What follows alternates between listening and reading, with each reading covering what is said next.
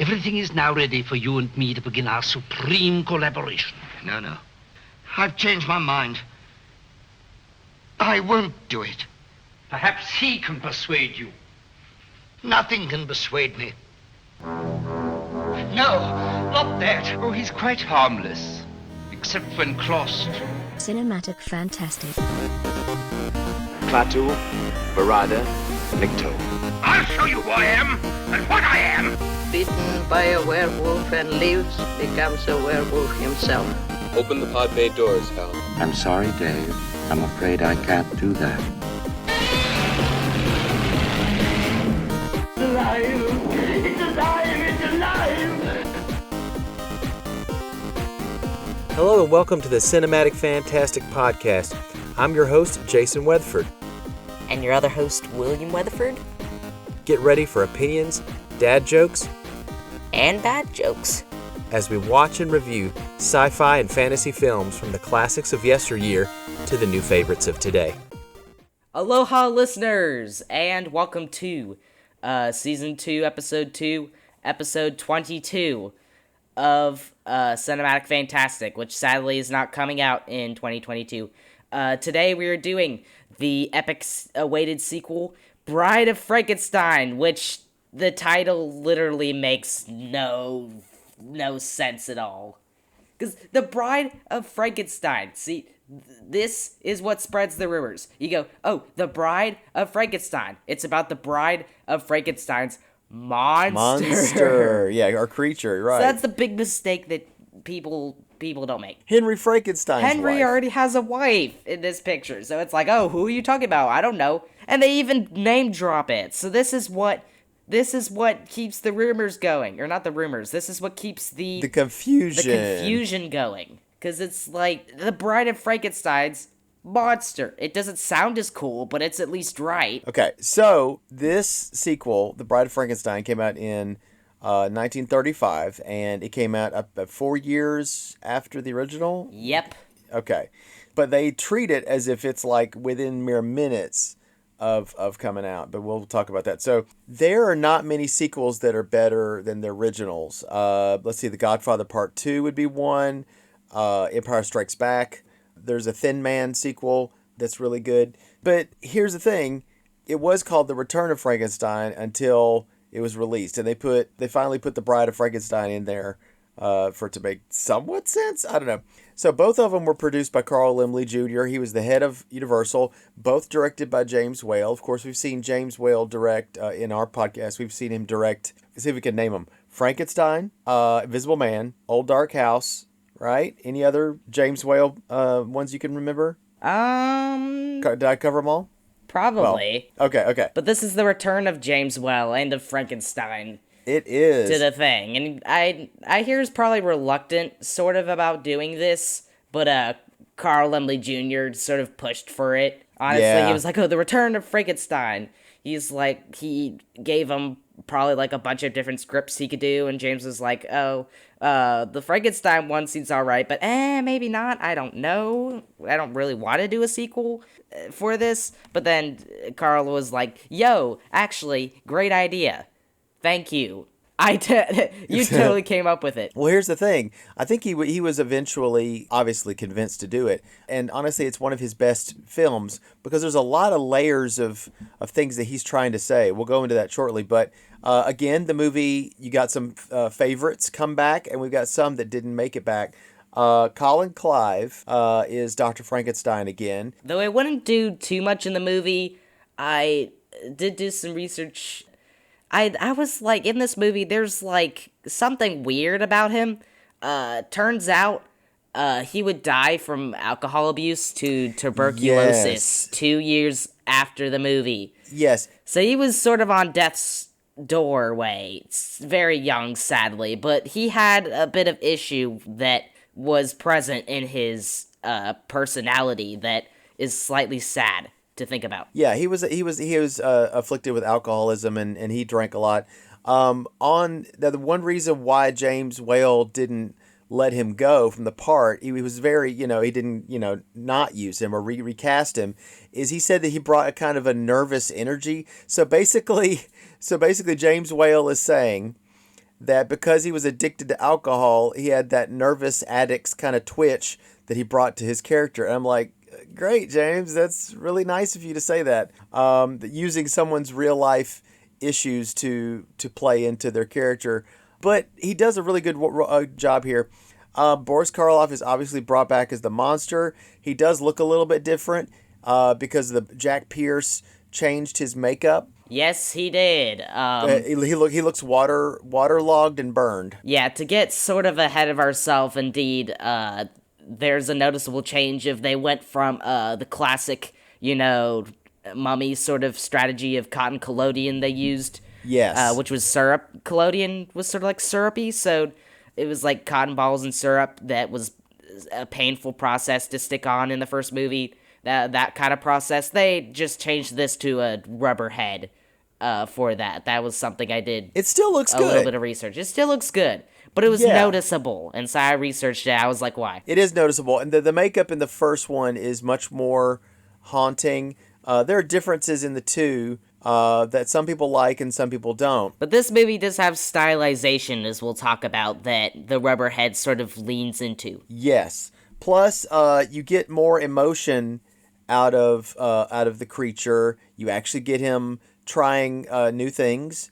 You get him actually making real friends. He does shed a tear, which is kind of good. He actually speaks, which Boris Karloff at first did not like that he was speaking. He liked the poignancy that being nonverbal can make. And I kind of agree with him in some ways. Yeah, Boris Karloff as well was sort of like, I don't know how the monster would really do well. And then he never does this again. This is probably the only picture he really talks. But it's sort of the only picture that sort of has more of that Frankenstein movie sense. Because in the book, he indeed does talk with a lot of philosophy. So he's just talking over soup, or I don't know, sort of talking about philosophy, and that's what sort of makes it creepy, is this monstrous being who goes from to talking about philosophy and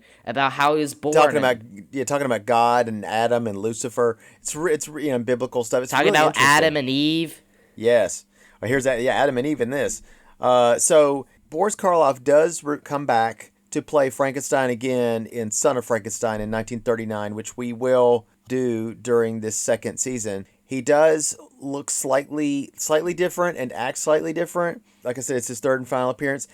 In the movie, The Ghost of Frankenstein, it's actually, I think, played by Lon Chaney, who would play Wolfman. Lon Chaney Jr., that is. Lon Chaney, I'm sorry, you're right. Lon Chaney Jr., you're right. Thank you. We haven't seen too much of Lon Chaney, actually. We literally just saw him in Phantom of the Opera 1925, and that's it. We caught him toward the end of his career, which is sort of sad to hear, but he did have a great career. I mean, one of his most influential films, London After Midnight, is sadly lost, though. It is sadly lost. We have a picture. All we have is a picture All we have are pictures of it. It's really great makeup and a really great design for him, but I love to find that film, and it's just a pillar of his career, and it's sad. If somebody finds it, that would be amazing. We already talked about that. So, but The House of Frankenstein is the last, quote, Frankenstein movie. Boris Karloff is in that, but he plays the role of an evil scientist called Dr. Neiman. He does not play the actual Frankenstein's monster. And I haven't seen that movie in a long time, so we'll have to catch up. The cinematographer is John Mescal. And if you remember in the Black Cat that we did for episode 1 of this season, he did the cinematography for that. He also did the cinematography for Invisible Man, that was James Whale's movie. So he did have some experience working with and for him. And from the Black Cat, we saw he did have some great sense of that, and the Invisible Man as well leans into that. He's pretty great for Universal and James Whale overall serving. He's pretty great. Yes. The screenplay was John Balderston. Did he not do Dracula as well? The screenplay. I have something interesting that apparently there was first Balderston, which we saw in The Mummy. He was probably famous for. Also Dracula. He did Dracula too, I think. The play. At least the play. But then he got switched out for a guy named R.C. Sheriff, I think. And then the third time he'd be switched out for Edmund Pearson and William Herbert, I think. Hurlbut. Yeah, okay. Weird name. Enough said about that. I know I'm trying not And to I laugh. think he was the one who got sort of final credit on that script. Yes. Okay, that's why. Okay. I Yeah, see. that's why. But it seems James Well took all of their scripts, which he was unhappy with all of them. That's why he was switching them out so much. Wow. So he was probably like, I'll just take these all together and turn it into the Bride of Frankenstein we have now. Sort of a Frankensteinian plot. Oh, it's a Seeing from research was actually really interesting. sewed together like a bunch of corpses. What I did notice is that it has more elements from the book than even the first movie did. Though again, the booky elements don't really super start until like almost halfway through the movie, really. Yes, So. yeah, correct. So I think there's a part in the book where the creature, he says, "I want you to make me a bride," and it horrifies. Is he Victor or Henry? He's in the book. He's Victor, right? Yes. Okay. It horrifies him to have to do that, and I think he destroys it, and he says, "I will see you on your wedding night," or something. Yeah, I think so. Okay. It's been a while since I've read Frankenstein, that is, so I might read it again. We'll do some corrections later, if you will. Right. By the way, we do have a website, though, so I'll probably put it on there. It's heavily tied into our podcast because there's exclusive content, and there's also the blog posts that contain announcements for all of our episodes, so that's where you'll find them when they come out if you're not already subscribed. Yes, you should do that. So in the opening and closing credits, it doesn't call it the bride, it calls it the monster's mate. And it's only identified, who's the actor? Well, it's only identified with a question mark. Is that not what they did with Frankenstein's monster in the first movie? That's what they did with him, but now he's just billed as Karloff because everyone knows. Yeah. And this would be Elsa Lanchester as the monster's bride. She's and, otherwise known as who else's mate? Charles Lawton. Oh, Charles Lawton. It's Charles Lawton's wife. That's where it's sort of familiar, but yeah, we talked about her when we did Island of Lost Souls, a popular episode on YouTube. Yeah. Now it does. She also plays Mary Shelley. There's a prologue in the beginning of the film, and I know that they're like in the 1700s or whatever, 1600s or whatever they are, and they're talking about a movie that looks like the 1930s. And I know it's kind of weird, but James Whale said you have to get into a fairy tale kind of mindset for this to work. And so her husband was Percy Bysshe Shelley, the famous poet, and of course he does show up in here. George Gordon, Lord Byron, also shows up, as we'll talk about in the plot, and he is rolling the heck out of his R's.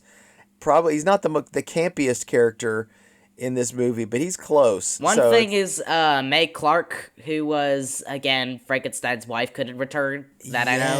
Yes, it's sad, so Dwight sad. Fry, however, was able to return, but his character, not as Fritz, because his character's dead. What can they do? So he's basically just an equivalent character. He's Fritz the second. Apparently, in the script, he would have been resurrected, though, from what I see. But, of course, that never came to fruition, because... That would have taken away a little bit, maybe, from the fact... Like, Frankenstein's monster would have resurrected him is awful weird, but it does play into some is weird imagery, as we'll talk about later. And and his name is Carl. I would say, you mentioned Mae Clark. She actually had an accident. Was it a car accident, I think? Something happened to her jaw, and they had to reconstruct everything. She did actually come back and act some more. She wasn't able to be in this, but they did get Valerie Hobson. And Valerie Hobson this is crazy, she looks older than her age, which is why you got to be careful with these ladies. But she was 17. She was 17 years old. My goodness. And, again, Ernest Thesiger, we talked about, was Dr. Pretorius. Fun fact, they wanted to get Claude Rains for this role. He would have done perfectly, though. He would have done pretty good, I think. But he sort of does fall into the same sort of acting style, sort of. He's like a British old chap who's like all sort of energetic and stuff, and like that would be pretty perfect, but again, he wasn't there. It was probably maybe because he was like not really interested in horror films or like specific genre films in general, I guess, but it's fairly dubious. Yeah, and also Ernest Thesiger or Thesiger or whatever his name is. Where did we see him before? The Old Dark House. He played Horace Femme. And the funny thing is, there's a line in there, I think that he says that gin is a weakness of his. And must be James Whale having something to do with the writing because And he always says that something is his only weakness in this Yes. picture. Do you like gin? It is my only weakness. Have a cigar.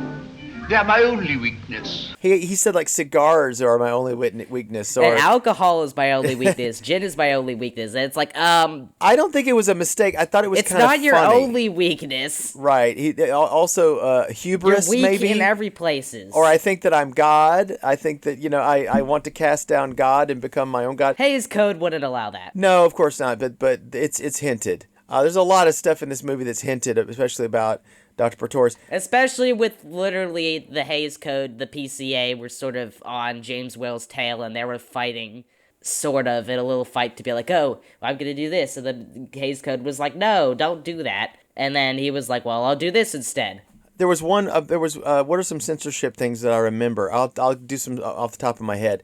One of them was they were worried that people might think that Lord Byron and Percy Bysshe Shelley and Mary Shelley, Elsa Lancaster's character, whatever, at the very beginning, they were thinking, oh, they're not just good friends. Three's a crowd, I guess. Yeah, it is. Also, the amount of murders, too. Yeah, there was probably lots more murders. I think Fritz Resurrected would have had a whole side plot, I recall. Yeah. With murdering his family, I guess. Oh. And apparently there was, like, some dude who literally murders, like, his brother or something and blames it on somebody or his father or something. As another separate side plot. Did that really happen in real life and they thought it was too much like reality, or what are you trying to say? I don't know. There are various things that I can recall looking at the pages. Well, it got critical. Bride of Frankenstein got critical and popular acclaim, of course, and it's well earned. It's well deserved. Many people think it's an improvement on the original. Here's what Guillermo del Toro had to say about it. If you're a monster kid,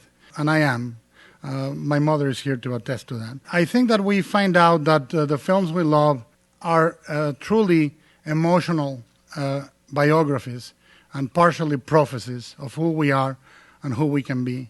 And this is also true of the men who made them. And if the first one was about the essential loneliness of man, a Miltonian episode about being thrusted into a world that you didn't create and didn't understand, then the second one is the absolute compulsion for company, the need not to be alone. And through the movie, we will see the monster try that companionship with different figures that either adopt him or reject him in different terms. And ultimately, the most beautiful act, the most profound act the monster can do, which is acquiring his first choice, doing his first willed decision. That is the first time the monster is not just a victim of circumstance or thrown around by the world that he doesn't understand. It's the first time he stands tall and tells the world what he needs to be, what he wants to be. James Whale, who was an incredible visualist and an incredible director in every respect, but who was also cynical and cold sometimes, far more removed from emotion in many of his movies. He had an almost entomological view of mankind in some of his other horror movies, but he is palliated by the incredible talents of Boris Karloff, who understands, like Whale, what it is to be an outsider, since he had in him foreign blood that was, in his own biography, a very hard legacy to carry in his native England. And Karloff found a great ally in Jack Pierce. Now, Jack Pierce is a mythic makeup artist, and in my opinion, the one that gives birth to what we understand as the modern makeup artist. He created the monster with exacting attention to detail. And the variations that he does between the first creature makeup and the second are astonishing, especially if you think of the medium and the resources he had. And the beautiful moment at the end, which in some ways address the Bride of Frankenstein almost as the cold, uncaring future and the creature as the past, trying to connect. That moment in which the creature understands what Sartre said so beautiful, that hell is others, is only aided by Pierce's creation. For me, it's an incredibly important movie because I've been a misfit and a freak of a very large size all my life. And the moment I discovered the creature, I discovered in him a twin soul. And in his suffering and in his disfranchisement emotionally, I found a kindred spirit. But there are many rough spots that originally had. Oh, right, we forgot to mention the figure of Jesus. A statue of Jesus on the cross would appear in this movie, and he was originally going to tear Jesus off of the cross. That wouldn't fly, however, so I guess instead, he went after a bishop statue instead. Yeah, he did. Another thing that's also still, it's a lot better, but it's not too good because it's tearing down the church still. But if you watch, he does see a crucifix with Jesus on it, looks at it for a moment, and then goes down the hole into the mausoleum. So they managed to get the thing still in there, which again is fairly. Again, there's fairly skirting by, but it's like you have Jesus still there, and he tears down the bishop instead. Everything but the scene, managed to slide, I guess, but... Yes. So, also, I was right. We were watching the movie, and there was a hunter who was uncredited. He did have a dialogue, and I noticed John Carradine's voice. I said, that's John Carradine. John Carradine actually comes back in House of Dracula, I think. I am Count Dracula. You see before you a man who has lived for centuries, kept alive by the blood of innocent people.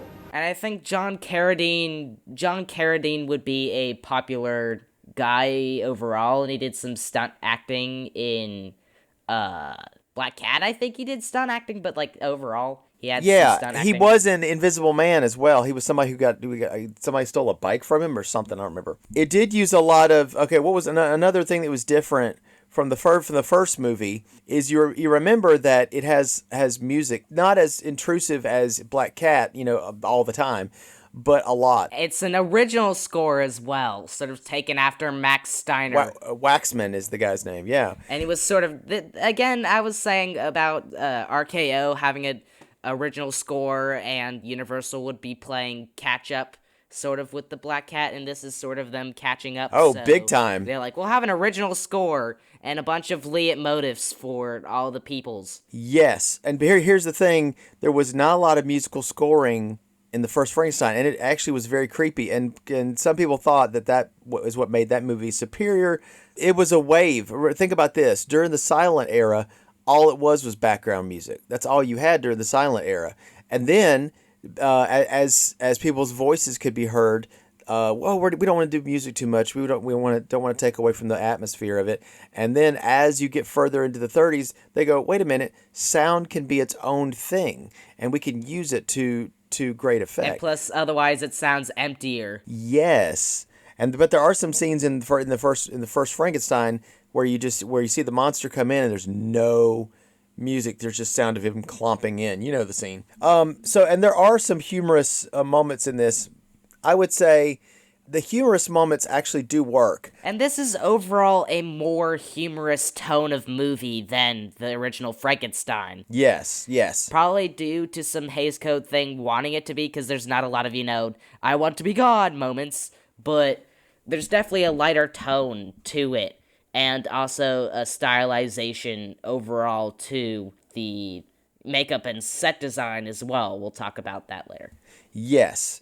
Now, I do think that he really did not want to do this movie, but like you said, he did relent. He did 6 really successful movies before this. He did have a change of heart. Like you said, the production code people, Whale wrote him a letter and said that, a lot of that stuff would be modified to the code. There are some people on this movie that were really good. Okay. There's you remember the blind man? He was played by an Australian actor, O.P. Heggie. Yes. Is this the bit about Whale shutting down the production? Yes. For 10 days because was it almost a month? I think it was only about 10 days, but still a ludicrous amount. All because O.P. Heggie's schedule was so busy. He was like, I'm just gonna stop. Full stop. all of the production, which is something unheard of and so ludicrous in this time, especially when you're plowing out The Return to Frankenstein. Everyone's waiting on you. Carl Lemley is cheering you on, and everyone's hyped, and you just drop it for 10 days. That's just mind-boggling. It can mess with the what do you call it, the momentum. It can indeed mess with the momentum. It really is a hard job being Frankenstein's monster because of the heavy. The boots are like 16 pounds each. The lights that they had above you, you would just sweat inside that rubber head and everything. There was one part where it, of course, takes 4 hours to put on every day, and the movie took 8 weeks to make. And there was one time where he goes into the makeup shop 3:30, ready to go out on location, and then they go in the hot sun at the edge of that lake scene. Then they come back to the studio in the evening and have some supper, and he forgets he worked all night until 5 in the morning. He had the makeup on for 25 whole hours. The lights hurt his eyes. Like I said, the boots are heavy. The outfit weighed like between 40 and 45 pounds. He also did injure himself years before. He used to work. Remember how he used to work a lot of manual labor jobs? We talked about that in the first Frankenstein movie. That he did that. William Pratt is his real name, and he worked and did a lot of those things. He loaded cement. He actually did hurt his back in the scene where he's in the water, in the mill scene or whatever. He did kind of hurt his back there. And they had to kind of get him out of there. And so it seems like a very painful job. But he does a great work with it. Like I said, I heard something, I don't know if this is true, but the name of Dr. Pretorius, it's Dr. Septimus Pretorius. His name is Latin. It means seven law. Or seven, no, I think it means royal seven, which means the seven deadly sins or something. I don't know. I don't know what that means. Royal seven. I'm like, okay. All right, great. The cool thing is that James Whale had Elsa Lanchester play Mary Shelley in the beginning, and then also play the bride or the monster's maid at the end. Maybe he was trying to show that, and it's not. It only shows that in the list of actors, at the credits at the end, that Mary Shelley's played by Elsa Lanchester, and of course question mark is the bride, so they don't tell you that she played both parts. But if you think about it, it's kind of like even something's kind of scary isn't within such a very simple, feminine creature like Mary Shelley. So maybe that was, where they were going with that. Supposedly the makeup was, and the way the hair is, it was where it's pulled back very famously. It's based off of the Egyptian queen Nefertiti. But this would be where this design of the Bride of Frankenstein comes from, actually. Yeah. And this is a very popular thing, the Bride of Frankenstein design that they had all this time ago, that it launched sort of it into the stratosphere of Halloween and popular culture, that it's just amazing what, like, whoever designed it, Jack Pierce or whatever, had in his mind. Elsa Lanchester said that she did not drink liquid a lot because she was wrapped up in these kind of almost like mummy-looking outfit for a lot of the shots. Sort of wanted to be thinner. No. She didn't drink because it's really hard to get out of all that costuming to go to the bathroom. Oh, so the exact opposite. Getting out of bed versus getting in it. And her acting for this would be a lot more. Would be very iconic, sort of, for this. She chose this very robotic, maybe a little bit of bird idea. Oh, geese? Was it geese?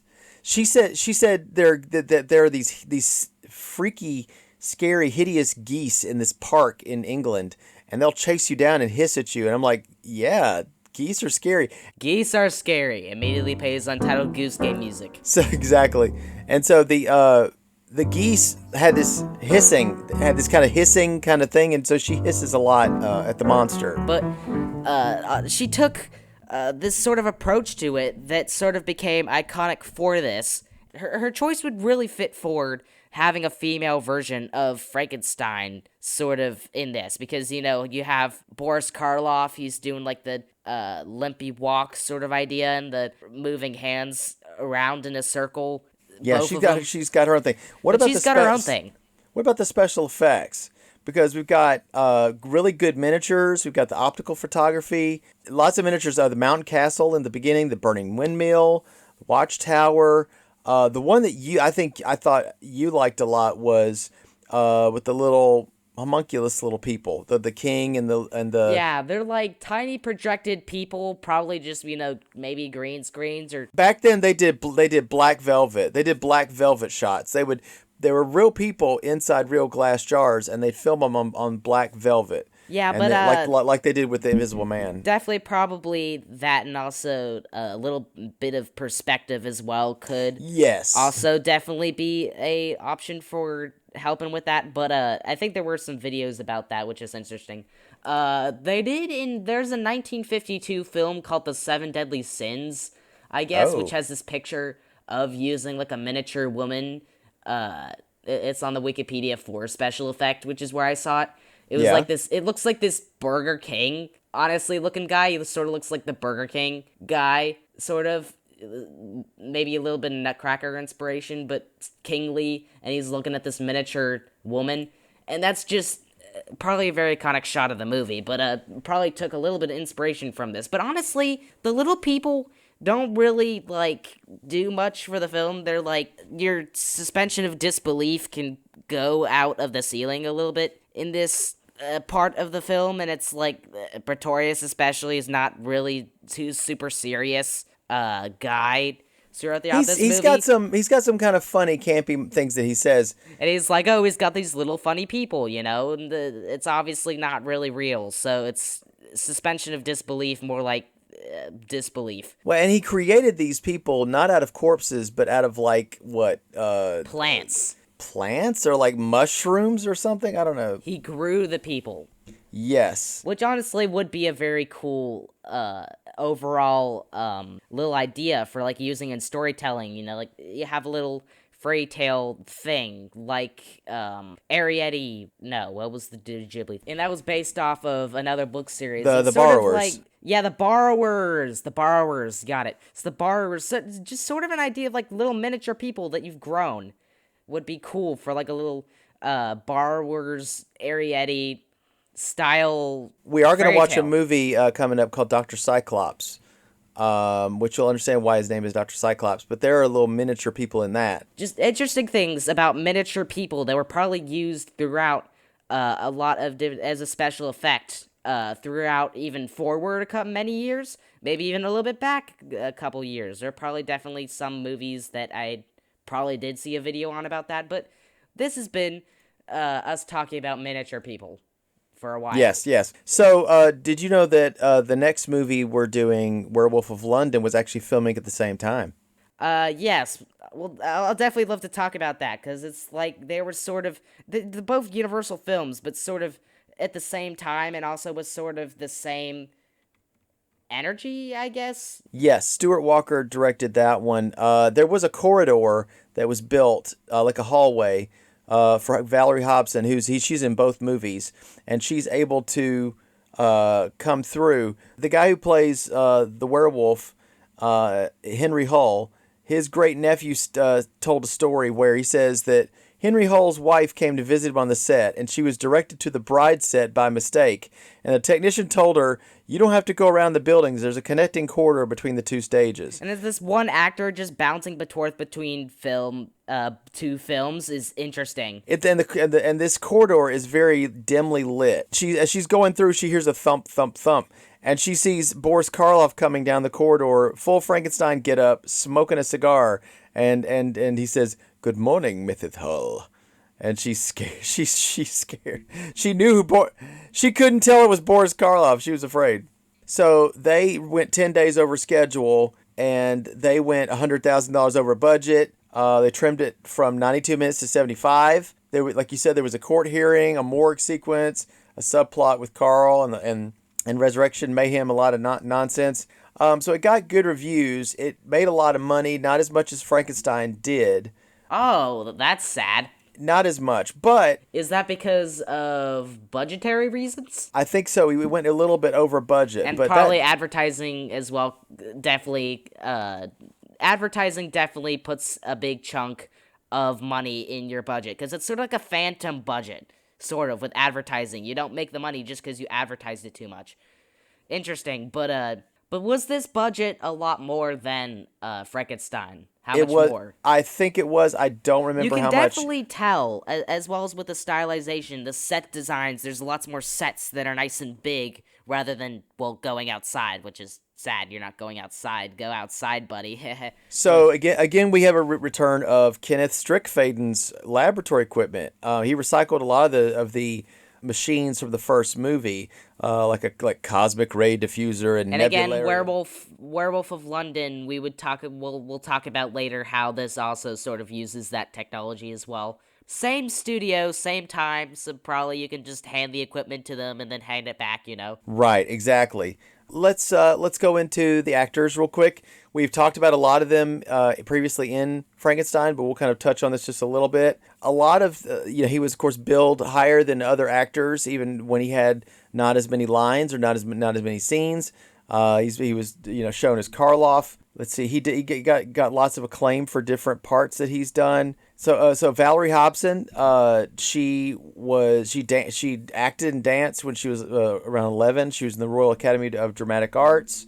Now, when she was 17, she appeared as Baroness Frankenstein in Bride of Frankenstein, as we said. She also played Lisa Glendon, the wife of Henry Hull's character, Dr. Wilfred Glendon, in Werewolf of London the very same year. So she was filming those at the same time, like we talked about. She was in some other films after that, I think that more in the latter half of the 1940s. She did marry, in 1954, she married a man named John Profumo, who was a member of Parliament, an MP. This man's career ended in disgrace in 1963, and there was revelations that he had lied to the House of Commons about his affair with a woman named Christine Keeler. Hobson stood by him and stayed with him for the remainder of her life. She did a lot more charity work later on. But the House of Commons, such a fairly big thing in Britain as that, because you have the Commons, and then you have like the House of Lords or whatever it's called, the bigger one. That's like Congress. So Ernest Thesiger, he also was a Scottish butler in a Karloff movie in Britain called The Ghoul. That was done in the UK. He did, in his hotel suite where he stayed while he was filming this, like I think we talked about this in Old Dark House, he is very big into needlework. He had displays set up with all his needlework stuff with price tags on it, and he would work on needlework during the making of the film. It was his hobby. He actually wrote a book on it. Go, dude. Go do your dreams. Yeah, do your dreams, man. So Elsa Lancaster, of course, played the bride and Mary Shelley. She was with Charles Laughton in The Private Life of Henry VIII. Laughton was making movies in Hollywood, so Elsa joined him there. After Charles Laughton made The Hunchback of Notre Dame in 1939, it's really, I'm telling you, it's an amazing performance. She did not get into another movie until 1941. It's possible that we were going to see Ernest Thesiger again. He was going to play a character in Things to Come, which is in a couple episodes, I think. But unfortunately, H.G. Wells was alive at the time and did not like Ernst Thesiger's performance, and so we got Cedric Hardwicke instead. I don't know who Cedric Hardwicke is. I know that name, but I have not seen Things to Come. I think that Bride of Frankenstein was nominated for an Academy Award for sound recording. So 98% score on Rotten Tomatoes, 9 out of 10. So that's pretty good. There's lots of, I think that the Christian or religious imagery that you got from the book did creep into the first movie, and also here. The blind man does give him bread and wine. Bread and wine. Yeah, that's a good one. Received as communion. I think there was like a cross on his wall as well. Lots of things with the blind man associated with that. He prays to God, for thanking him for a friend. Yeah, though originally, actually the original Frankenstein, I think it was a whole family that he was sort of peeping on, and he learned language from watching them. That's right. He learned by watching. So instead of just being one old man, it was a whole family, and then there was at least one, he did encounter the blind dude, and they did talk, but then the rest of the family came in, and then he had to leave. Yes. So he wasn't exactly alone, but at least there was, and he didn't exactly teach him all the things exactly, but it still has the feeling there, and the book elements are there as compared to the first movie, which has not too many. Yes, and the monster can be seen kind of a mockery of divinity because he was created by man rather than God. Oh, and there's a scene where he gets lifted up on a log. Yeah. Could be sort of seen as either being on the almost crucifixion, could also be the stake as well. Yes. Burned at the stake, Now, the thing is that the movie was the closest thing to a remake was a movie. Oh, yeah, there was a remake. 1985's The Brides. It starred Sting, Clancy Brown, and Flashdance Jennifer Beals. Oh, to finish that sentence, there was a remake planned for 2022, last year. Uh-huh. Yeah. It didn't follow through because in March 2022, they were like, we can't do it. Probably because a lot of things, like, you can't get as perfect as James Whale did here. It would either be worse or maybe even better by writing or uplift standpoint. But there was, Young Frankenstein, the more comedic take on Frankenstein. Yes. So here's the thing. We talked about this during The Mummy. I think we talked about a cinematic universe that they were creating called Dark Universe, and they planned it in 2017 with a movie called The Mummy, starring Tom Cruise and Sofia Boutella, and I think Russell Crowe played Dr. Jekyll and Mr. Hyde in that for some reason. But this didn't go really well. No, it tanked. They had the Universal Monster movie saga. It was really great, really solid. Did have some little bit things, but as you said, there are tentpole features prominently. Very great. The Dark Saga, however, wouldn't capture the magic and would lose money. See, the thing is that I remember they had a photo of it had Johnny Depp, Javier Bardem, Angelina Jolie, possibly. It had Tom Cruise. It's almost like they were planning on making a cinematic universe. They're like, hey, we have all the plans here to do this. And as soon as The Mummy tanked, everybody else just went and I got other stuff to do. Bye. So I'm gone. They just left, and nobody did anything with it. So don't try to remake the original. It already had elements in it that could be easily parodied, but they did it with a little bit of sense of humor, but a little bit of sense of tragedy, a little bit of sense of horror. But the Universal horror, classic horror movies that we have, while slowly we'll see it wane, sadly, but it was solid. And Universal will probably never truly capture the magic of the black and white TV screen of old ye ages. I thought The Mummy. I thought the 1999 movie The Mummy with Brendan Fraser was really good. But yeah, that was the remake, the reception, all the stuff. Again, I did do a lot of research into little bitty things for trivia. The Bride of Frankenstein, little things. Are you going to mention little trivia items and when you talk about the plot? Maybe, but I don't have two more actually on the production of this. But I just did some little researches here and there because I was like, I was fairly interested in this stuff, and I wanted to delve sort of into James Whale's process and in this podcast episode, and I feel like it was a pretty solid one. I think we covered it pretty well. I am looking forward to talking about the plot of this movie with you. Yes, I will too. Yes. So let's go into the dark and stormy night as God hurls his thunderbolts down with an almighty sound of yeah, on both of us, as if we are not the world's greatest sinners. We're the world's most decent and upstanding and Mary podcasters. Shelley will personally come up to us and slap our face from the grave and say, "Hey, man, I love it. I love your podcast, but I'd really like it if you did this," and then we'll edit the podcast. Yeah, exactly. So after the slap of Mary Shelley, we'll come back to the plot with her divine wisdom and slap with us. Yes, and remember that we belong dead.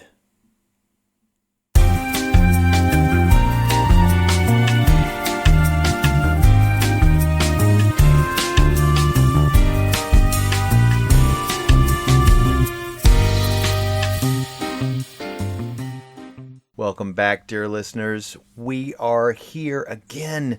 After the break, we're going to talk now we're going to talk about the plot of this most excellent sequel to to one of the best horror movies of all time in the classic Universal era. This is Bride of Frankenstein.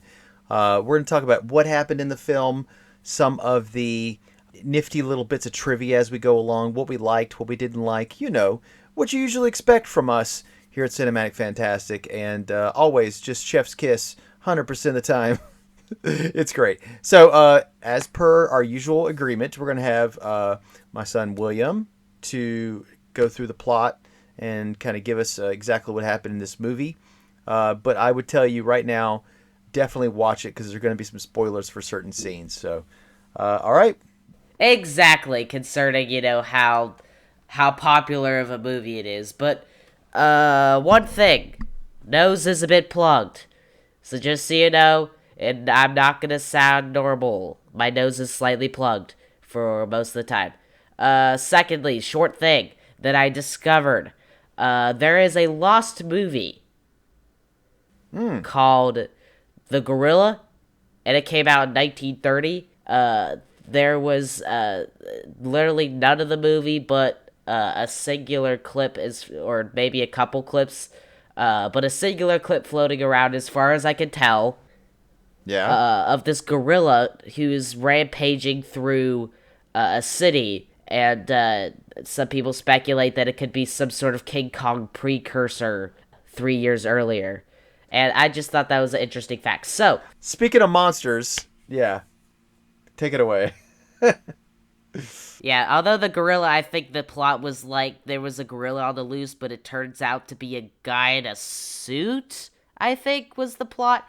We know barely anything about it, but that's weird. That's a weird plot for sure. We know nothing, but a guy sees that a gorilla has apparently escaped the zoo. It's just a guy with a mask on. It's always a guy with a mask on behind the scenes.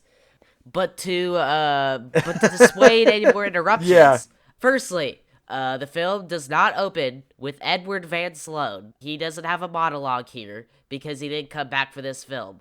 The last we'll see of him, I think, was Dracula's daughter, which is soon this season. Yeah. But there's an empty spot in my heart when this monologue was not reprised, sadly, because Edward Van Sloan did not return for this movie, and it's sort of sad. So we get no warning. The only warning we... Maybe it's because it's not scary enough to deserve it. No, there's scary, but we get a warning, but the warning it comes in the first scene. One of the characters is like he talks about this, that his soul is harrowed up by the story that the storyteller has written. So it's kind of, I think it's honestly it's a little bit more story integrated. Honestly, I feel like the reason why Edward Van Sloan didn't reprise was they got him into Dracula in the first place, probably for his role in the stage play, maybe even the same role. So maybe my theory is maybe he was reluctant to, step foot into horror movies overall. Or it could be pay. It could be a pay issue. Because he was like, he's Dracula, Frankenstein, the mummy, and then we don't really see him again except for Dracula's daughter, and then not too much at all, which is sad. Yeah. So he didn't step really into that for the last 20 years of his career from this point. Also, comparing the open credits, instead of the background, there's, swirling eyes and a face that's, very weird looking, that it gave so much style to the first movie. Yeah. But instead, this one just uses smoke. And a font.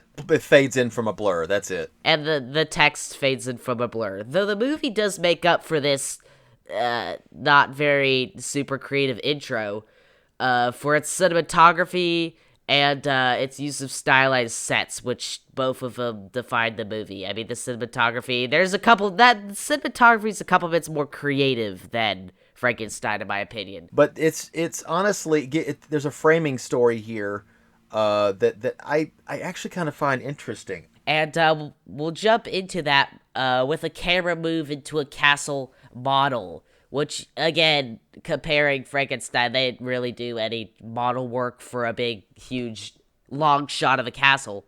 So, inside this castle, we get Percy Shelley and Lord Byron and Mary Shelley, all three in a room. They're like praising her for, your story of Frankenstein as monster was really cool. Can you believe that bland and lovely brow conceived of Frankenstein?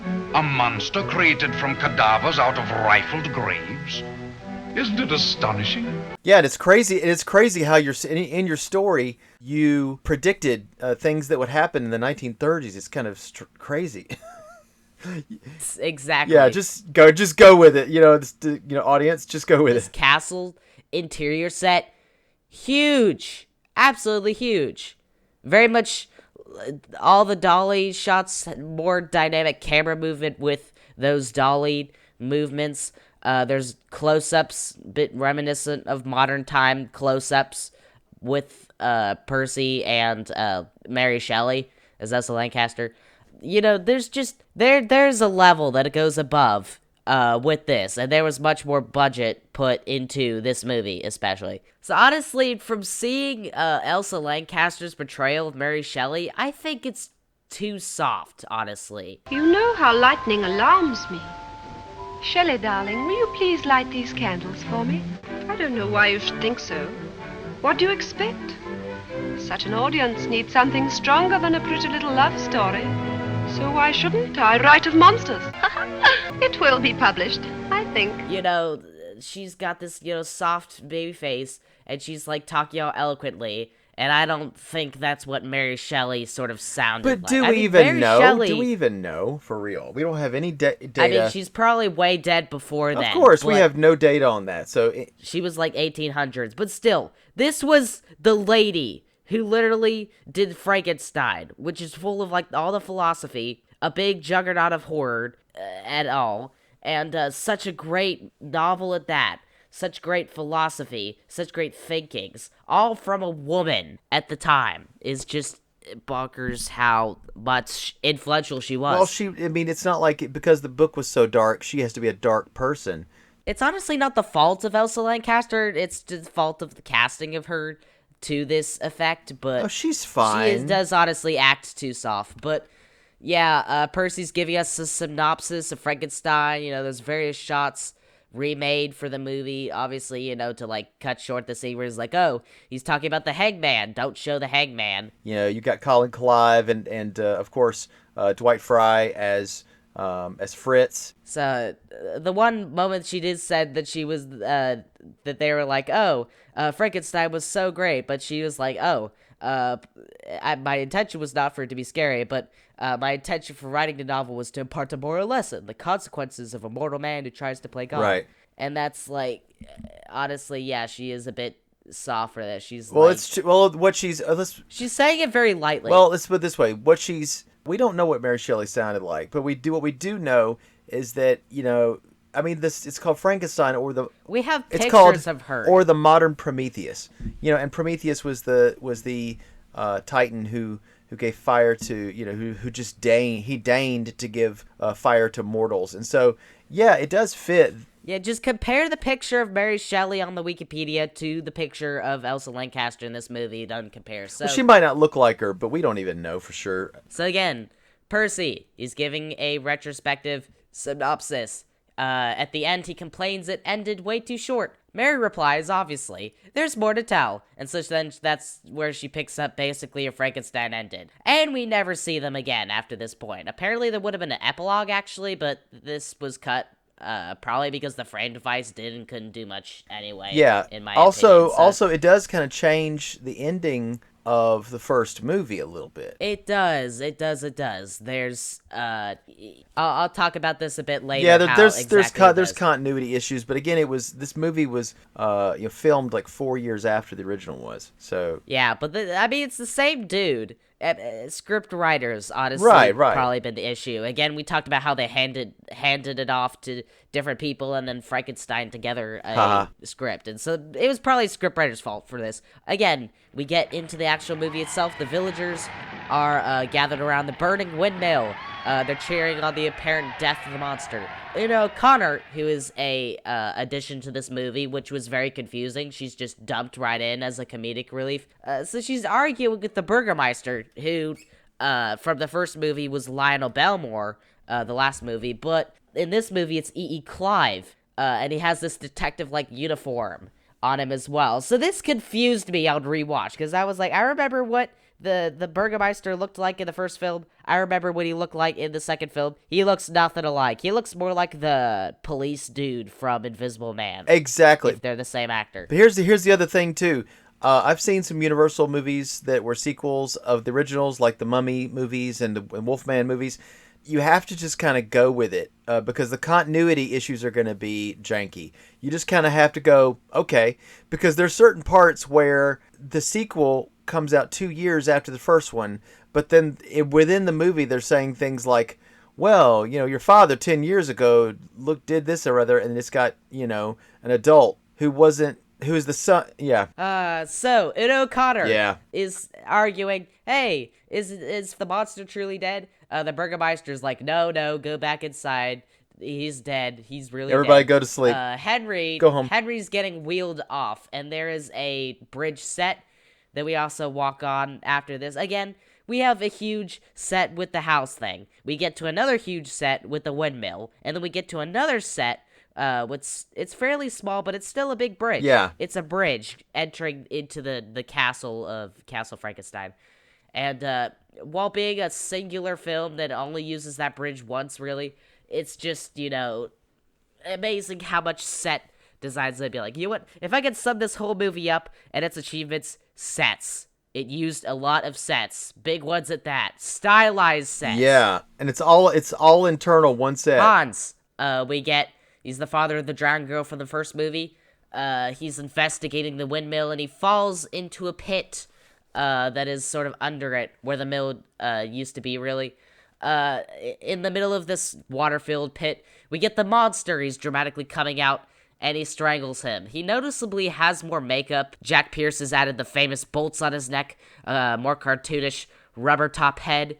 It's a lot more stylized, exactly. Yeah, he's got burns, I think, is what he was trying to do, is make it look like burn scars. And Boris Karloff does indeed sort of improve, because he's got the jig of doing Frankenstein. The difference with this movie is he walks and runs around a lot more, and he's more human. In the first one, he was actually scary to me because the way it felt darker.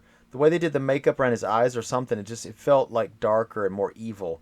In this one, he's more human. So you get a different side of acting from him. There's two different things that you could say that it's good for. You can like Frankenstein, Boris Karloff's acting in Frankenstein for one thing, and Bride of Frankenstein for another. Yes, so. But when we were watching this, it hit me that it's ironic how Hans died. He dies by drowning the same as his daughter did. The monster walks up out of the pit, and since Hans's wife is there as well, he chucks her down the pit as well. As the owl looks on and says nothing. As the owl looks on and says nothing. Says who? And Uno Connor is next to not be killed. He just encounters her, stares at her, and she just screams and runs away like Uno Connor does. That's the most annoying part, is why does Uno Connor really have to be like this? It's probably genetic, but her screaming is very annoying. Yeah, I'm sure she's a lovely person. It's just that sometimes these comedy characters, just it doesn't work out. And especially this is the character that's like, screaming, there's the monster, and is not believed. As we'll see in the next scene, Henry is delivered to his wife at Castle Frankenstein, and Una is ignored in her cries. I call her Una because I don't remember her actual name. She's a maid character, but like her actual name doesn't get really... It's fine, just call her Una. It's fine. So Elizabeth is weeping along with the others. They're like, he's dead, Henry Frankenstein is dead. But Una's like, wait, he's still alive, he just moved. So that it's like, yay, he's alive, and then he gets nursed back to health. Well, she screams again. Every time she notices something interesting, she screams. It's just...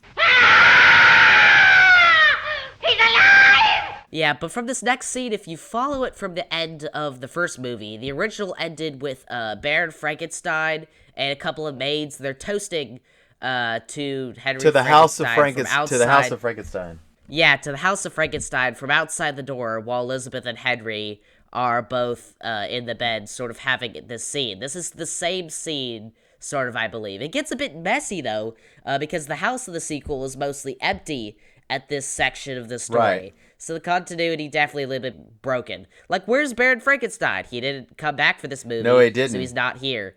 Why is Zeno O'Connor here?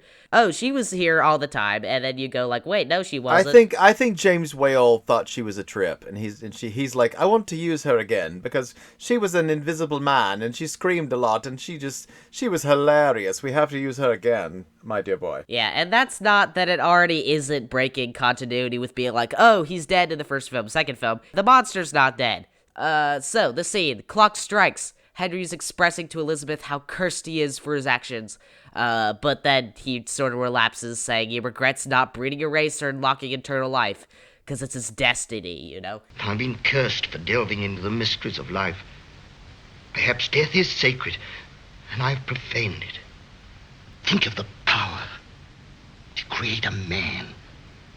And I did. I did it. I created a man, and who knows, in time I could have trained him to do my will. I could have bred a race.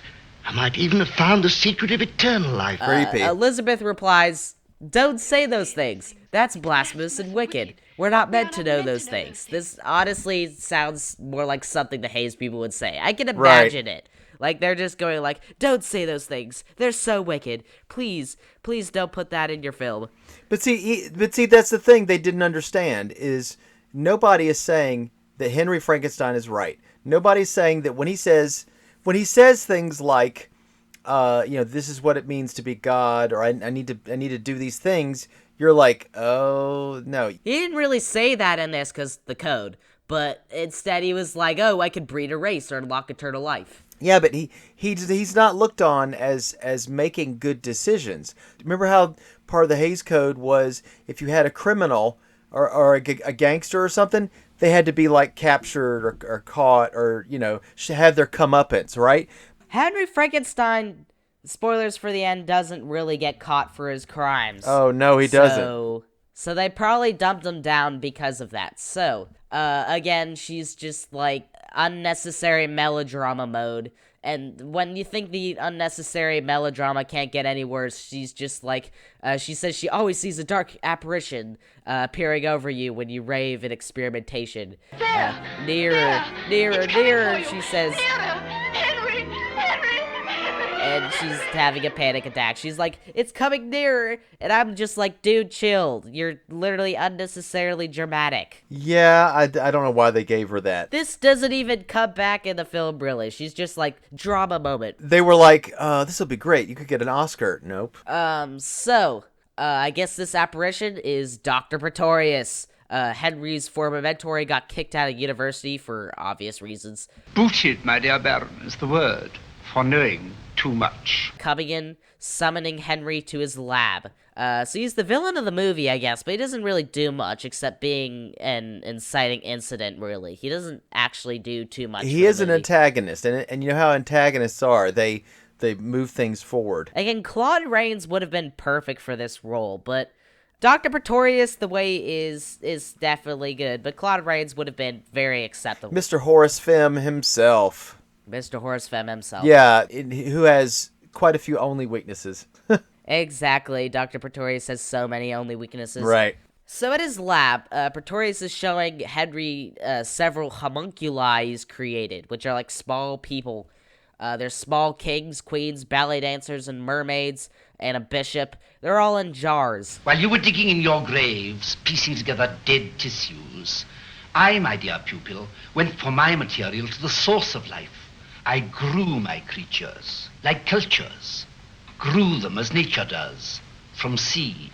So this, again, they used effects for this, probably like, obviously with the progression of, back projection as well, and mats, they could use that definitely. It's a good effect, and they did it in Invisible Man. Remember when they put it behind him? They made a dude invisible. They can make people tiny. So right. So anyway, tiny people. They're all fantasy sort of things. So it's like kings and queens and mermaids, And there's another thing. The king escapes the jar while Pretorius is talking with Frankenstein to try and get to the queen because, as he said, he can't really keep them away from each other. They're eternally in love. But Pretorius just picks them up with tweezers. And this can be seen as a metaphor, maybe, for, like, I don't know, kings are inconsequential overall to him. So that could be a little bit weirder. It's like the kings are not at all important. Well, let's toast. Let's have a toast, William. To a new world of gods and monsters. To a world of God and monsters, yeah.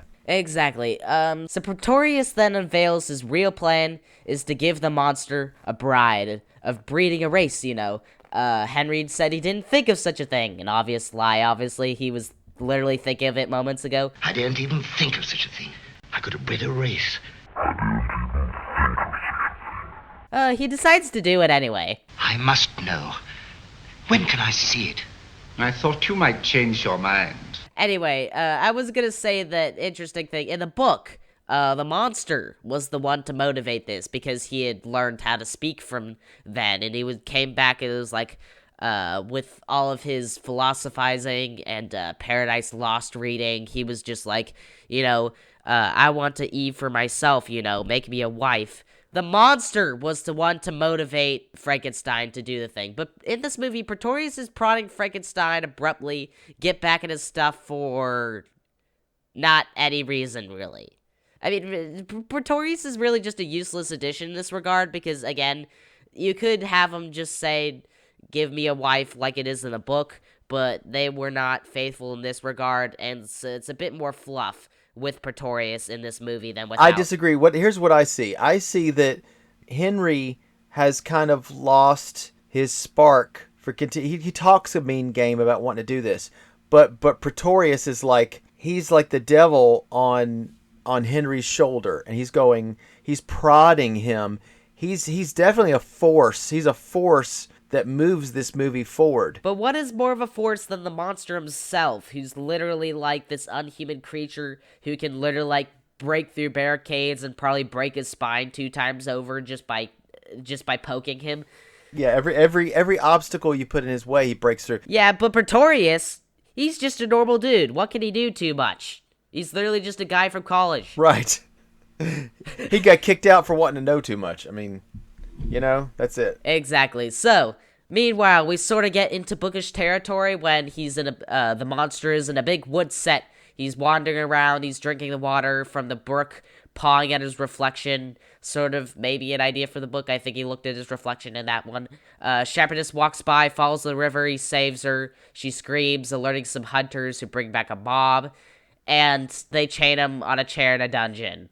That's to sum up this weird moment where it's like, oh, we're going to have him captured. We do see him, you know, express the pain of being hammered in to the chair. He is almost, at the first part when he was in the forest, he's definitely almost, there's a Christ-like imagery there. Oh yeah, he gets lifted up on a pole to be put into the carted away to a dungeon. That's an interesting thing, but really, this doesn't do much for the story because, as is predictable, he immediately escapes. So it's literally sort of a useless scene. So it's like, oh, he's walking through a set, and then a bunch of hunters go. It's a dramatic scene. It's good. I like it. Yeah. A ton of people on a set, and he breaks down a boulder. It's effective. And we do get him showing rational thought in trying to in saving a shepherdess, and like trying to calm her down as she screams. You know, which is sort of more character, but not really a good addition to this movie. You get the sheep, and I was just thinking, he's a lost sheep that needs shepherding, if you think about it. He needs, and later on, he does end up in the house of a kind of a shepherd kind of guy. As we'll talk about now. Yeah, but that's soon. But yeah, this addition to the movie also sort of seems to pad it out a little bit. We do get a lot of good sets that we get to see, like a dungeon and a wood set, lots of people running on it. That's pretty good scene just for those aspects, but it really does pad out the story overall. So, he's probably very, like, starving, thirsty, wandering out of the wilderness that night. Though he does hear the sound of a violin playing Ave Maria. Following it, the monster encounters an old blind hermit who invites him in and realizes he can't speak, but can suddenly understand speech. This is a little breakage of disbelief, because it's like, oh, he can suddenly understand speech. Although, maybe it can make sense if he understands sit down and, to eat, So, the blind hermit literally loves him a lot. He gives him soup, and he thanks God for sending him a friend.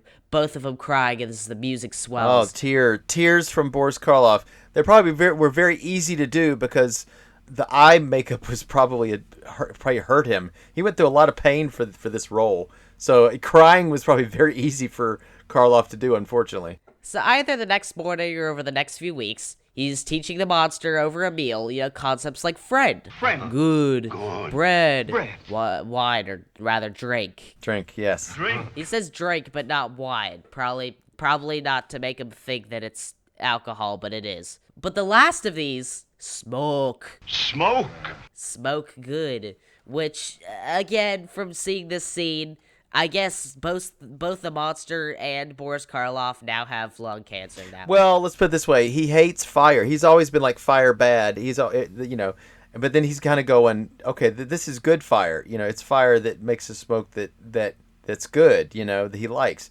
And what's funny is a lot of the background photos that you see of behind the scenes, you see Boris Karloff in his makeup sitting there reading something, smoking a cigarette. So it's kind of funny. So he does teach about wood and music, and also, again, the duality of fire. Fire is both good and bad. No. Fire is good. Fire, no good. No. There is good, and there is bad. So he says fire no good, and this is where the old blind hermit then says, no, it's actually good and bad. But SNL was probably the origin of the fire bad. This is the closest we get to fire bad. He says fire no good. Because he got burned. He got burned by the fire, but fire can cook food and can keep you warm. So duality is a concept that is good throughout this film of good and evil.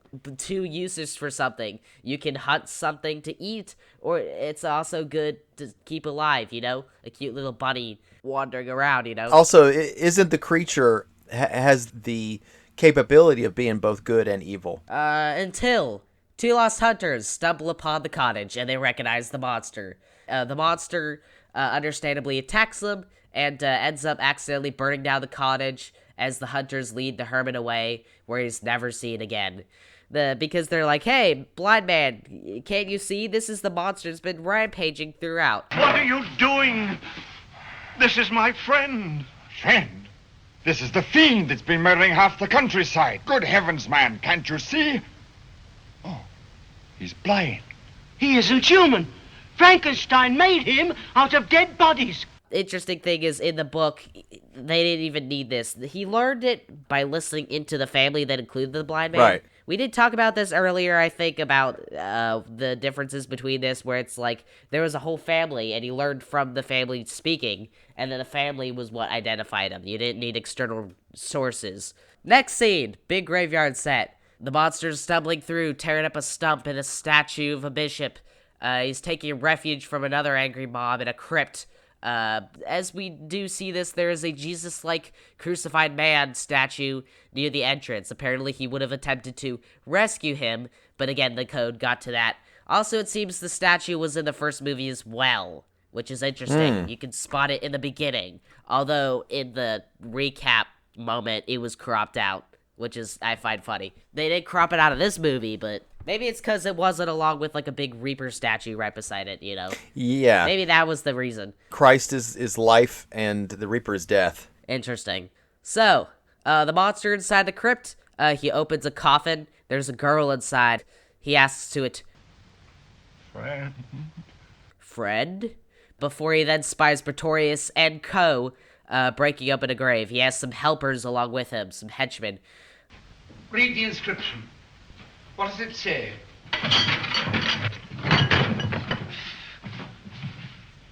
Died 1899. Madalena Ernestine, beloved daughter of... Oh, never mind that. How old was she? Aged 19 years, 3 months. Get to work. Pretty little thing in her way, wasn't she? I hope her bones are firm. It heaves lighter now. Yes. Can we go home now? Yes.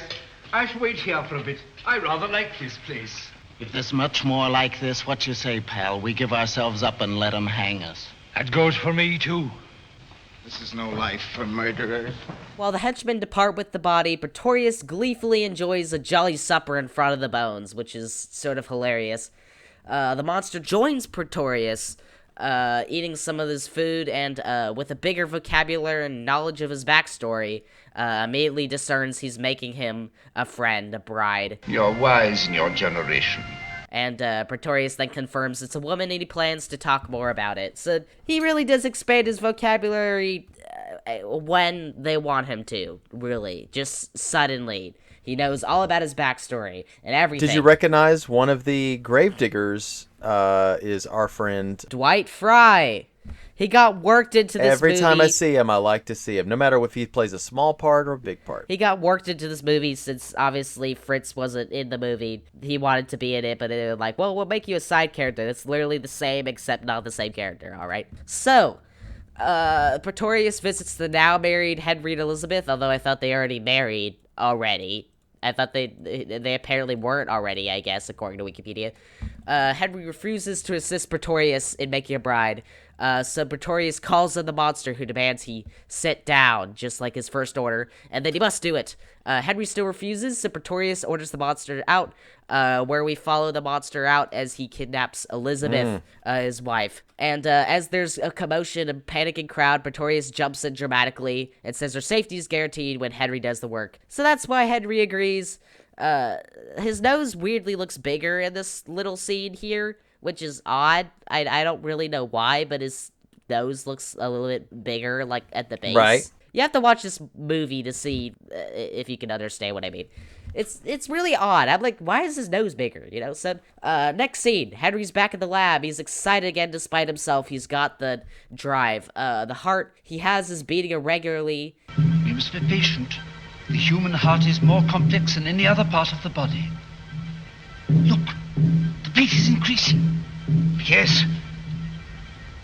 Until it dies. Stop. This little scene with Pretorius talking about it. Dad said that it was a plausometer earlier. Right. And you know what I said? It was more like an unplausible meter. Ugh, boo. That was good. I like it. So anyway, the funny thing is Pretorius was like, add more saline solution.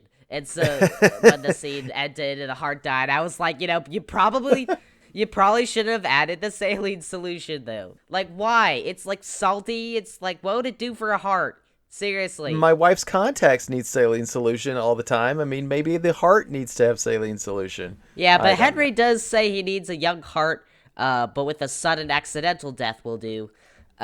Which drug hobo Fritz, as Dad called it in the reaction, which is really funny. He said drug hobo Fritz. He procures it from what he says is a police case, which is interesting. It's like, you know, it was a police case, you know, totally. But right.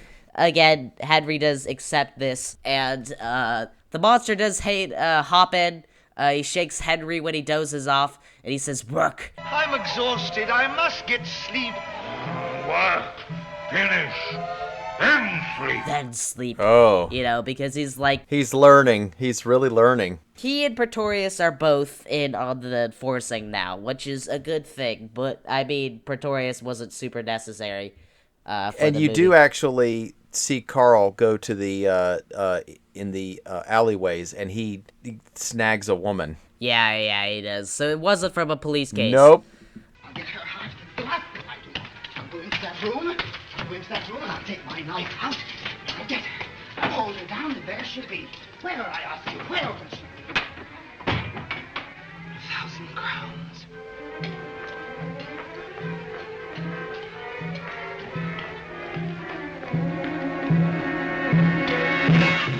But Pretorius solves this for Henry, this situation. He's like, work then sleep. But Henry's like, you know what, just please let me work how I want to. So Pretorius is like, I'll settle him for a little while. He leads him away with a drink of wine with him. But the thing is, he puts sleep poison in it that knocks the monster unconscious.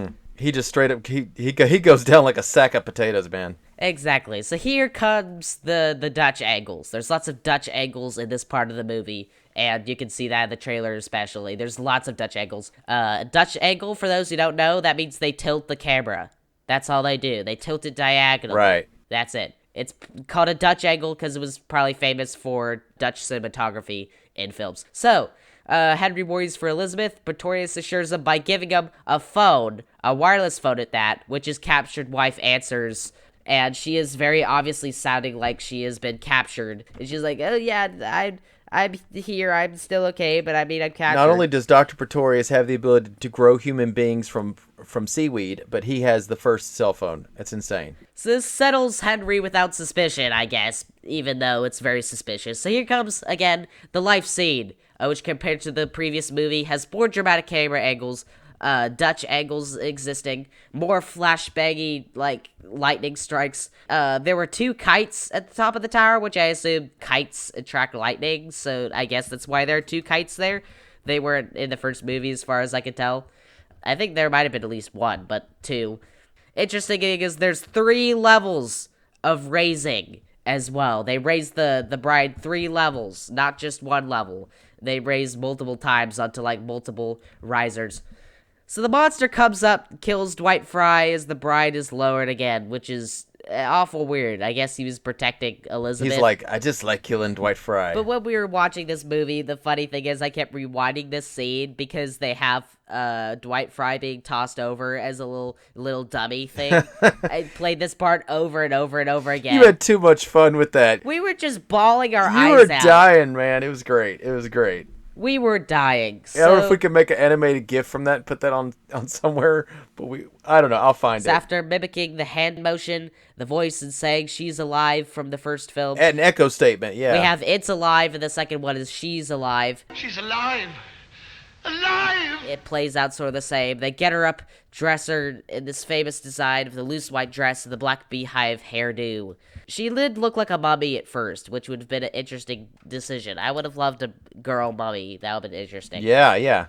Probably likely, though. But, I mean, we probably don't get a woman mummy movie. Oh, we do. Oh, which one? It is 2017's The Mummy, the one with Tom Cruise in it that was trying to boot up the Dark Universe, cinematic universe, and it failed. Oh, right, the bad one. Oh, that's sad. I wanted to be part of the classics. Come on. Well, there are. I really can't think of it, off the top of my head. But again, this is the famous scene of the movie. And we have her loose white dress, this black beehive hairdo with white lightning stripes, and they announce the title of the movie. The Bride of Frankenstein.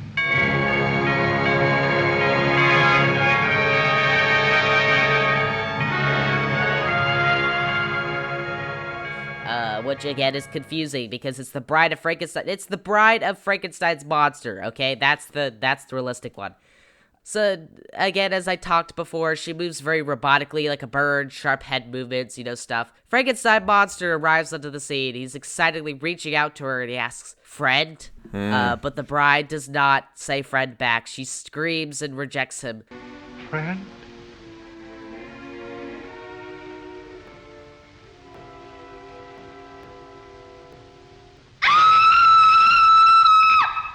So the dejected monster then observes, "She hate me like others." She hate me like others. And Elizabeth races to Henry's side as the monster's rampaging through the laboratory, and the bride keeps hissing like a cheetah, like a little tiger. Yeah. So the monster, he's threatening a lever that will blow them all to atoms. Pretorius Is says. it the same? Is it the same? It's not the same lever that Bela Lugosi was pulling. Yeah, that was the black cat last Yes. episode. But just why would you have a convenient lever to blow you all to smithereens? So he was like, oh yeah, the useful lever that lowers this instrument. We have the useful lever that does this useful thing. This lever blows them all to smithereens. Why? There's literally no use to a lever that blows you to smithereens. So that's not useful at all. So this is the final part of the movie. The monster tells Henry and Elizabeth as they are in this thing, "Go, you live." And then to Pretorius and the bride, "You stay, we belong dead." Yes. Henry and Elizabeth flee the little laboratory, Frankenstein's laboratory, and with one last look at the bride that hisses at him, the monster pulls the lever and blows up the tower, never to come back again. Or will it? I don't know about the tower coming back, but something gets rebuilt. Yeah, Boris Karloff comes back one more time, but he doesn't really again, you recall. Yeah, he comes back in Son. And again, sadly, because Colin Clive is dead 2 years after this movie comes out, he died young, sadly, he couldn't be in the sequel.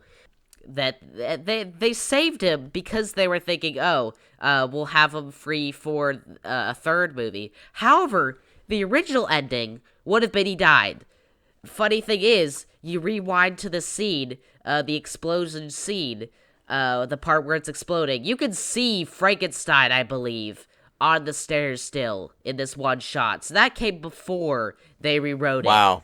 Did you notice that, Dad? No, I was just I didn't pay attention to those little tiny details. It's hard to notice, but you could see him in his white lab coat on the stairs. So it's like, it shows you that they did indeed rethink the movie. They were like, we're probably going to bring him back. Sad thing that Colin Clive dies 2 years later. So that's so sad to see him and not be in another movie Son of again. Frankenstein, we get, which I liked a lot. It's got Basil Rathbone, who famously played Sherlock Holmes in a lot of these series of movies. He's great. But in Son of Frankenstein, we get the son of Henry Frankenstein. And how is that? See, I'm telling you, the timelines are all wacky. You'll have to get over it. Seriously, man. Because he's an adult. How can you have their son grow up to be an adult and it still be only 3 years removed from the previous movie, you know? We could probably save these opinions for later. Yeah. So the next film we're doing is The Werewolf of London, the reported first werewolf movie, which honestly made me take a double take and go wait, there seriously isn't any more any werewolf movie before this? This is the first sound official werewolf movie. Yeah, it's reported the first feature film to the first werewolf feature film, which is weird. But The Werewolf of London, next episode. That'll be fun. It's not talked about enough, I think. But the one that gets the famous press is The Wolfman with Lon Chaney Jr. Everybody remembers that one, and for good reason.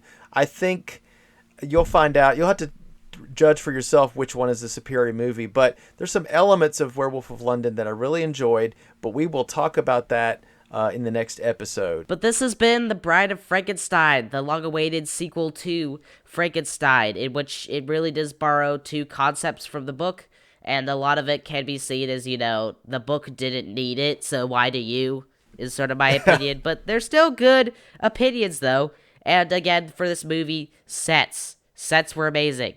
Makeup was updated with stylizations. Awesome. The whole movie's excellent. Dad, you think that it is, I do. Why would you rate it? For what reasons would you rate it as better than the first Frankenstein? Okay, there's some elements of it that have more going on in it. More layers. The first one is moodier. But it is very focused. Yes, and there's a certain, as far as, that expressionist past, the silent past, it echoes that a lot. I think it's the creepier of the two movies, but the second one, I like where they're going with all the drama happening. I really. Yeah, and whereas where they do go more places in the second one, again, as I said, you don't super need to go to many places with what you do borrow from the book and keep away. But it's it's good that we have this movie. It's a great movie. Yep. It's a world of gods and monsters, as Pretorius says. And this was the big budget rise of Universal that they were doing. This was their big franchise. The one where, again, as we said, they had to stop for 10 days, which is for such a big of a franchise. Just to get the Hermit guy, yeah. Just to get the Hermit guy. But in all seriousness, it is a really great movie. In many aspects better than Frankenstein, in many aspects could be better. But the code was honestly the foil for this. But it'll be interesting to compare The Werewolf of London, who was the movie that was in production at the same time as this, which is our next Universal Monster movie film. I'll enjoy how it compares to this movie in terms of what it does with a monsters figure. Absolutely. I look forward to it, man. So until then, sayonara. Yes. Sayonara. Bye. I haven't said sayonara yet, so... Yeah, we'll go ahead and say sayonara. It's fine. Exactly. Arrivederci. I'll throw in arrivederci, too, for you Au guys. revoir. Au revoir. Bye.